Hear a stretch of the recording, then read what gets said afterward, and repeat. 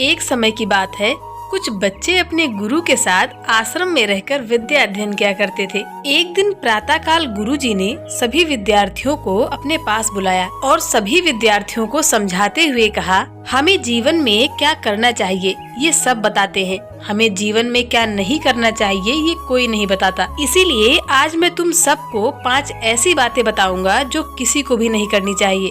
उनमें से एक विद्यार्थी ने बड़े ही उत्सुकता से गुरुजी से कहा, बताइए गुरुजी, कौन सी वो ऐसी 5 बातें हैं जो हम सबको नहीं करनी चाहिए। गुरुजी ने कहा, पहली बात, हमें दूसरों की बुराई का आनंद नहीं लेना चाहिए। ये बात तो हम बचपन से सुनते आ रहे हैं कि दूसरे के सामने तीसरे की बुराई नहीं करनी चाहिए। पर एक और बात जो जरूरी है, जब कोई दूसरा इंसान किसी तीसरे इंसान की बुराई कर रहा हो तो हमें उसमें आनंद नहीं लेना चाहिए। अगर आप ऐसी नकारात्मक बातचीत का हिस्सा बनते हैं तो आप अपनी तरफ नकारात्मक ऊर्जा को प्रभावित करते हैं। बेहतर तो यही होगा कि आप ऐसे लोगों से दूर हो जाएं। लेकिन अगर साथ रहना मजबूरी हो तो आप ऐसी जगह पर चुप हो जाएं। इससे सामने वाला खुद ब खुद शांत हो जाएगा।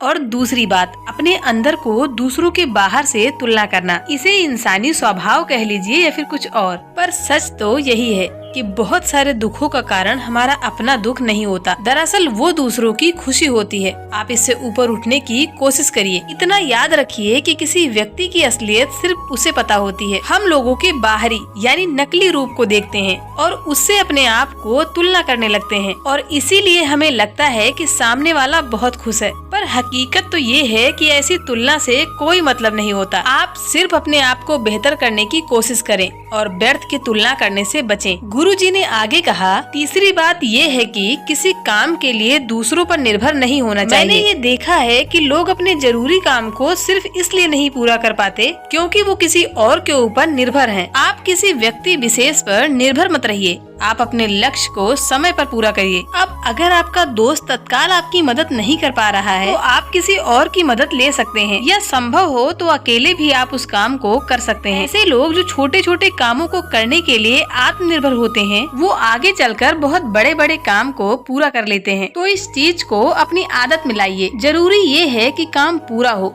जरूरी ये नहीं कि किसी व्यक्ति विशेष की सहायता से ही काम पूरा हो। चौथी बात, जो बीत गया उसके लिए बार बार अफसोस करना। अगर आपके साथ भूतकाल में कुछ ऐसा हुआ है जो बार बार आपको दुखी करता है तो उसके बारे में एक बार अफसोस करिए, 2 बार अफसोस करिए, लेकिन तीसरी बार अफसोस मत करिए, क्योंकि आप उस घटना से सीख ले सकते हैं। सीख लीजिए और आगे बढ़कर देखिए। जो लोग अपना रोना दूसरों को बार बार सुनाते हैं, उसके बाद लोग उसको समझाने के बजाय उससे कटने लगते हैं। हर किसी की जिंदगी में अपनी समस्याएं हैं।